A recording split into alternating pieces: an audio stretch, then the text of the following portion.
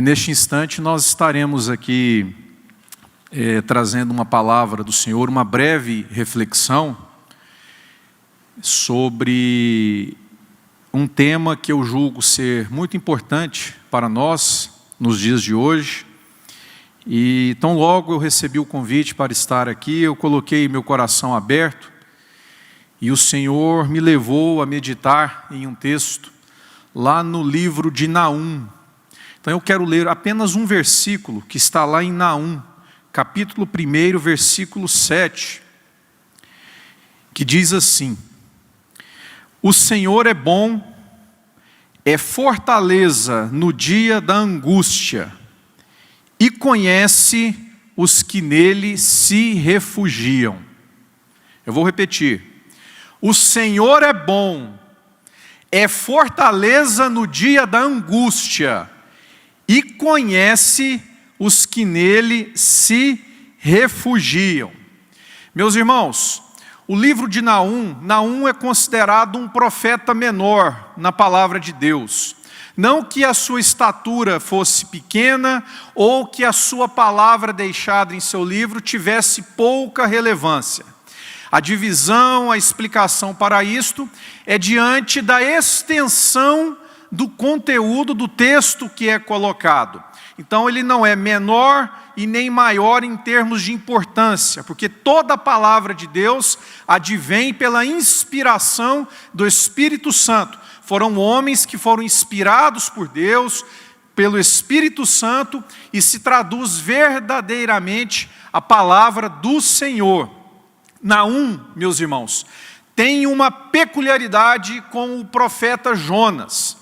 É porque ambos dirigiram uma palavra a uma cidade, certa vez, chamada Nínive. Jonas antecedeu Naum. Jonas, ele foi direcionado por Deus para se dirigir até Nínive, para levar uma palavra de exortação e de arrependimento ao povo assírio, porque Nínive era a capital da Assíria. Então Jonas, nós sabemos da história, não vou desviar aqui do foco do livro de Naum, mas nós sabemos que o enredo de Jonas nos leva para um homem absolutamente nacionalista, que tinha, na verdade, um profundo ódio daquele povo, que muito maltratava o povo de Israel, o reino do norte, o reino do sul. E Jonas, então, nós sabemos que ele se rebela contra a ordem de Deus. Deus manda ele ir para uma direção, ele vai para outra, mas aí ele tem realmente um encontro com Deus. Deus o coloca no caminho certo. Jonas vai até a cidade de Nínive, proclama o arrependimento. Nós sabemos que aquele povo se arrepende, e Deus então tem misericórdia daquele povo e poupa de destruir a cidade de Nínive. 100 anos após, vem então já a geração de Naum, e Naum então é levantado por Deus para voltar até aquela cidade, para se dirigir à cidade de Nínive, não agora para proclamar uma mensagem de arrependimento, mas sim uma mensagem de juízo para aquele povo. O livro de Naum começa já com uma decretação de uma sentença da parte de Deus para aquele povo. Por que isto? Porque em 100 anos, o povo de Nínive se arrependeu um dia de ter se arrependido. Olha que coisa interessante. Na época de Jonas, o povo se arrependeu e Deus poupou. Mas 100 anos depois, aquele mesmo povo se arrependeu de ter se arrependido há um tempo atrás. E nós vemos aí pela leitura do livro de Naum, e eu te convido a você ler, a meditar nos 3 capítulos de Naum. Em breves minutos você consegue fazer a leitura para entender todo o contexto, e você vai ver que lá em Naum, Deus se manifesta como um Deus zeloso, mas um Deus também de vingança, que promete e cumpre aquilo que ele estabelece. Meus irmãos, Naum, ele é levantado por Deus então, para trazer àquele povo a anunciação de que o juízo de Deus chegaria para aquela cidade. Para vocês terem uma ideia da importância e da magnitude que era a cidade de Nínive naquela época, Nínive tinha mais ou menos 7 quilômetros de extensão. Lá em Jonas 3, versículo 3 diz, o profeta diz que gastava-se 3 dias para você andar de uma ponta da cidade até a outra extremidade. E Naum, ele então vai até aquela cidade e proclama uma séria advertência de juízo, onde o livro de Jonas diz que aquela cidade, que aquele império assírio seria brevemente destruído. Para vocês terem uma ideia, somente o palácio, ele tinha cerca de 10 mil metros quadrados. Os muros eram tão largos e tão fortes que diziam-se que eles faziam corridas de carruagem por cima dos muros. Colocavam cavalos com 2, 3 carruagens e eles apostavam corridas por cima dos muros. Ou seja, era isso que Jonas temia, porque Jonas sabia que aquela cidade, aos olhos do homem, era absolutamente intransponível. Mas eu quero dizer para você nesta noite, que aquilo que é intransponível para os olhos do homem, para Deus nada é impossível. E aquilo que Deus estabeleceu que aconteceria, através da advertência que Naum proclama àquele povo, aconteceu. Nínive era rodeada ali próxima ao rio Tigre. E deixa eu contar para vocês o que aconteceu, o que Deus permitiu que acontecesse. Em 90 dias, Deus permitiu que houvesse uma enchente tão grande no rio Tigre, que aquela enchente transbordou até chegar aos limites dos muros da cidade, ao passo que as fendas dos muros começaram a se romper, e o Império Babilônico, aos poucos, foi adentrando e destruiu completamente aquela cidade, e tudo aconteceu conforme o que Deus havia estabelecido. Mas, meus irmãos, essa história, eu creio que para nós, nos dias de hoje, o enredo trazido lá no livro de Naum é extremamente atual para nós. E eu quero aqui, em brevíssimos instantes, compartilhar com vocês acerca do versículo 7, que nós acabamos de ler aqui, que diz, repetindo, que o Senhor é bom, é fortaleza no dia da angústia, e conhece os que nele se refugiam. Em meio a tanta tragédia que Naum anuncia que aconteceria com aquele povo, Deus também vem trazendo uma palavra de esperança e de conforto e de consolo para o povo de Judá, para o reino do sul, cuja capital era Jerusalém, que estava sendo oprimida pelo Império Assírio, pela cidade de Nínive principalmente. Então, este enredo, este contexto do versículo 7, onde o profeta, em meio a tanta tragédia, diz que Deus é bom, que Ele é fortaleza no dia da angústia, e conhece aqueles que em Deus se refugiam, é dirigido então ao povo de Deus. E assim como um dia foi dirigido ao reino de Judá, ao reino do sul de Israel, esta mensagem também nos dias de hoje, essa mensagem é dirigida para mim e para você. E eu estou aqui nesta noite como arauto do Senhor, para proclamar para você e para a sua família, que o Senhor é bom, que o Senhor é fortaleza no dia da sua angústia, e o Senhor conhece aquele que busca refúgio nele. É por isso que eu coloquei o tema desta mensagem de o caráter de Deus revelado em meio às aflições. O caráter de Deus revelado em meio às aflições. Eu quero então meditar rapidamente com você acerca deste versículo, nessas 3 frases aqui, pontualmente, que é colocada acerca de atributos do caráter de Deus e como este caráter se revela para nós nos dias de hoje, dias de aflição que temos passando. Esse versículo começa dizendo e afirmando que Deus é bom. E eu falo para você que o Senhor é bom. Deus é bom, meus irmãos, em todos os sentidos. Bondade é sinônimo do caráter de Deus. Que prazer e que alegria que eu e você podemos hoje declarar que servimos a um Deus que é cheio de bondade e de misericórdia. Glórias a Deus por isso. Mas Deus prova a sua bondade para conosco através também do grande sacrifício que Ele permitiu que um dia ocorresse, para que nós um dia hoje fomos resgatados do pecado.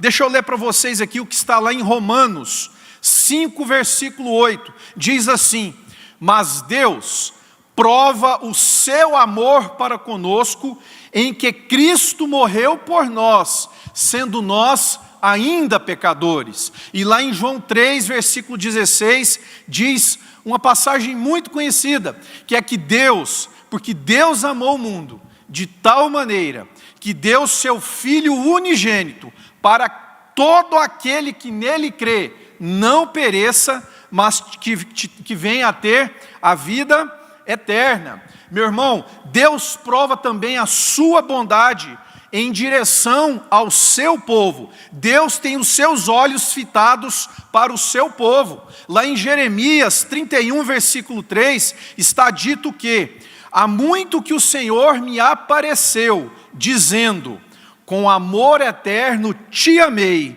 também com amável benignidade te atraí.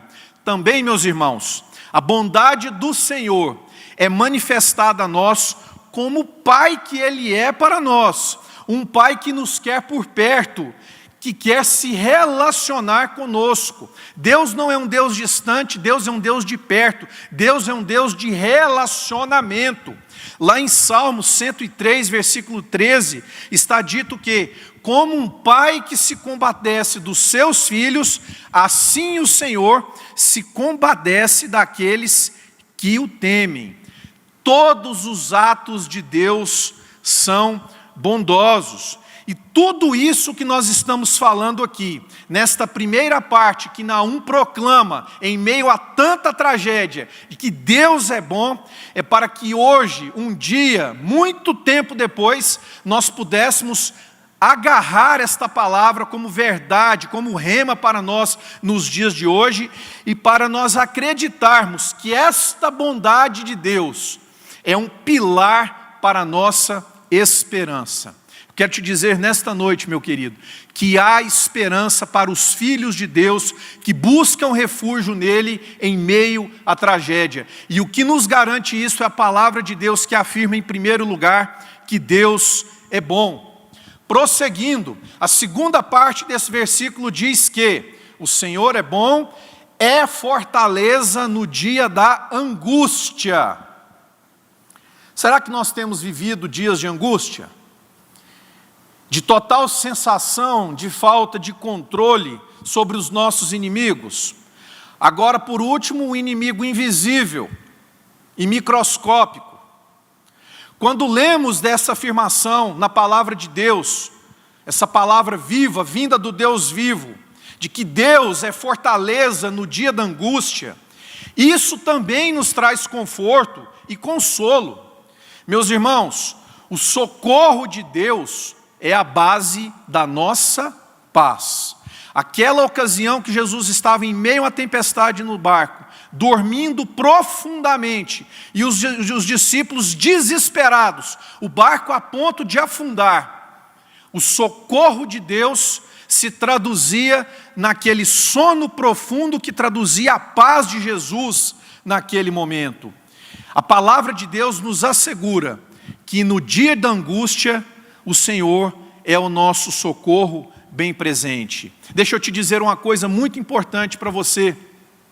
Deus não abandona o seu povo nas batalhas mais amargas da vida. Ele não desampara os seus filhos em meio aos vales da caminhada que nos é colocada. Deus não nos prometeu ausência de tempestades. Deus nunca nos prometeu estarmos livres de problemas. Mas uma coisa a palavra de Deus nos prometeu: que Ele estaria conosco em meio às tempestades, em meio aos problemas. Ele caminha conosco pelas ondas que estão sem controle, pelas fornalhas que são acesas e que nos empurram para dentro dela. Nem sempre, meus irmãos, Ele nos livrará da angústia, mas sempre, com toda certeza, Ele será a nossa fortaleza no dia da angústia. Nem sempre, meu querido, o Senhor nos livrará da fornalha, do fogo ardente, mas com toda certeza, Ele nos livrará das provas que temos que enfrentar. O fogo das provas pode até queimar as amarras que segurem a minha mão e os meus pés, as suas mãos e os seus pés, mas apenas isso, porque nem um fio de cabelo pode cair sem a permissão do nosso Senhor Jesus Cristo, não pode queimar nessa fornalha se Deus não permitir. Para você, meu irmão, minha irmã, que esteja ouvindo esta mensagem, aonde você estiver, em qualquer lugar do mundo que você estiver, se você estiver passando por um luto, pela perda de um ente querido, vitimizado por essa doença aí chamada Covid-19, eu quero te dizer que nem sempre Deus livrará o seu povo da morte. Mas eu posso te afirmar com muita convicção e com muita propriedade, com respaldo na palavra do Senhor, que Ele sempre nos livrará na morte e levará aqueles que são seus a salvo para o reino celestial.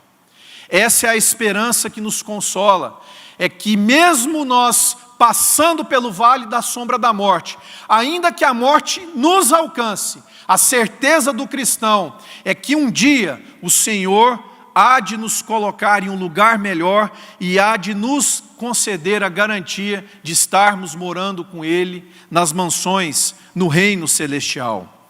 O futuro, ele pode ser incerto para nós, mas para Deus, o incerto, ele nunca vai acontecer, porque o Senhor Jesus, Deus, a palavra de Deus diz que Ele nos toma pela nossa mão direita, nos guia com o seu conselho eterno e depois nos recebe na sua glória. A título exemplificativo, muitas pessoas acordam e a primeira coisa que elas fazem é procurar saber quantas pessoas morreram nas últimas 24 horas. Outras pessoas com outro tipo de perfil acordam, a primeira coisa que ela vai procurar saber é se as ações na Bolsa de Valores amanheceram em alta, se aquilo vai render algum dividendo para ele ou não. Eu não estou criticando isso, pelo contrário, isso aí é benéfico para a pessoa que tem condições de aplicar o seu dinheiro da forma correta. Mas o que eu quero exemplificadamente te informar e te exortar e te sugerir é que o verdadeiro cristão, ele começa o seu dia declarando a sua total confiança no Senhor, porque Deus é o refúgio pleno quando o dia da angústia chegar. Salmos 46 traz um texto maravilhoso que eu quero deixar registrado ao seu coração nesse instante. Diz o seguinte: Deus é o nosso refúgio e fortaleza, socorro bem presente na angústia, portanto não temeremos, ainda que a terra se mude, e ainda que os montes se transportem para o meio dos mares, ainda que as águas rujam e se perturbem, ainda que os montes se abalem pela sua braveza, há um rio cujas correntes alegram a cidade de Deus, o santuário das moradas do Altíssimo. Deus está no meio dela, não se abalará. Deus a ajudará já ao romper da manhã. Amém, meus irmãos? E por último, o versículo 7 conclui: o Senhor é bom, é fortaleza no dia da angústia e conhece os que nele se refugiam. O caráter de Deus também é revelado ao seu povo com o estabelecimento de que Deus conhece as pessoas que nele buscam refúgio. Deus conhece as pessoas que têm a intenção de estar próximas dele.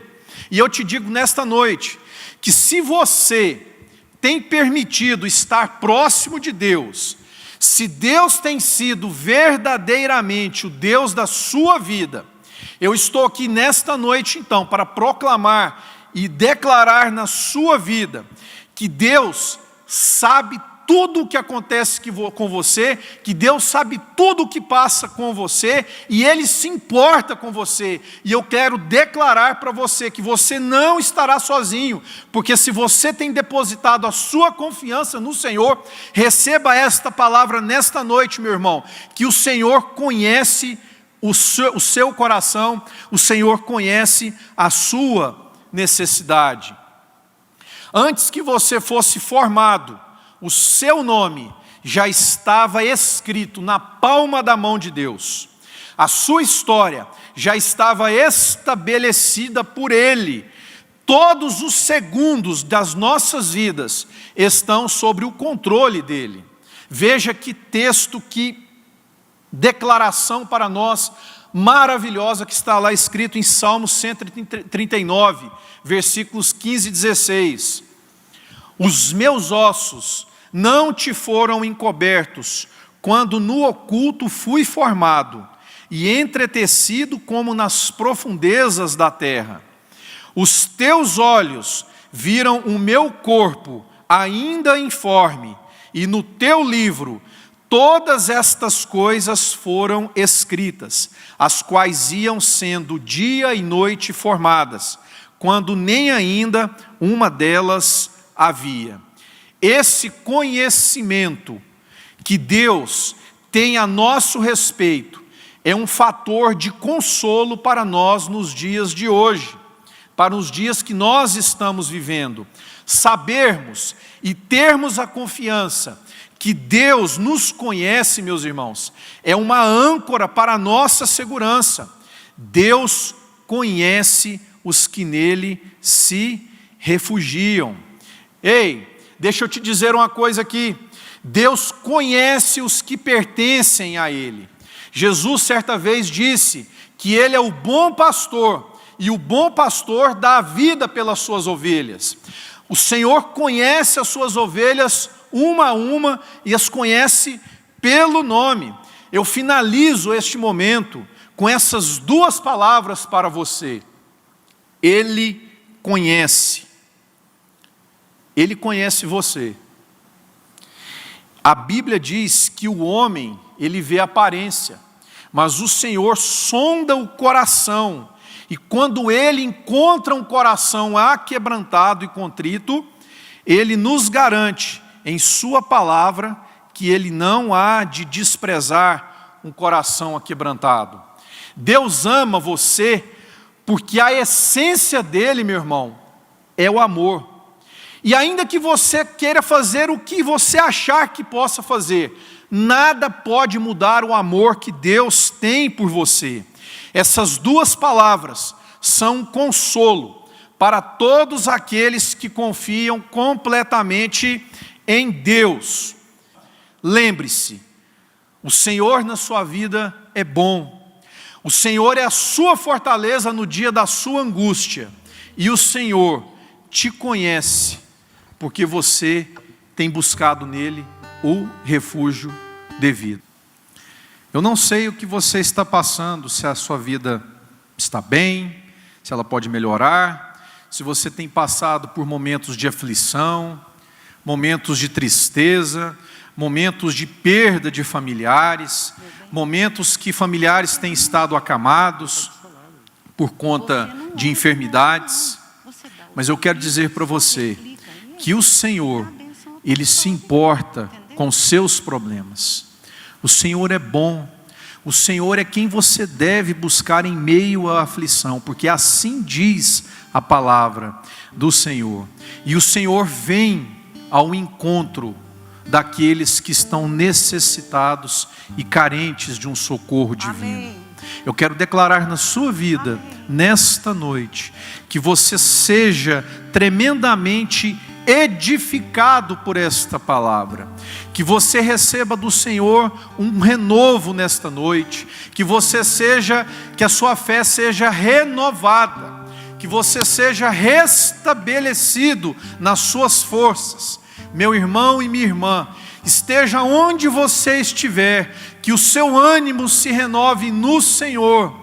Creia que o Senhor é bom, que Ele venha ao seu encontro no dia da angústia. E não se esqueça que o Senhor conhece no profundo do íntimo aquelas pessoas que buscam se refugiar nele. Deus te abençoe, que nesta semana você seja surpreendido por algo único, inesperado vindo da parte do Senhor. Assim eu declaro em nome do Pai, em nome do Filho e em nome do Espírito Santo sobre a sua vida. Deus te abençoe.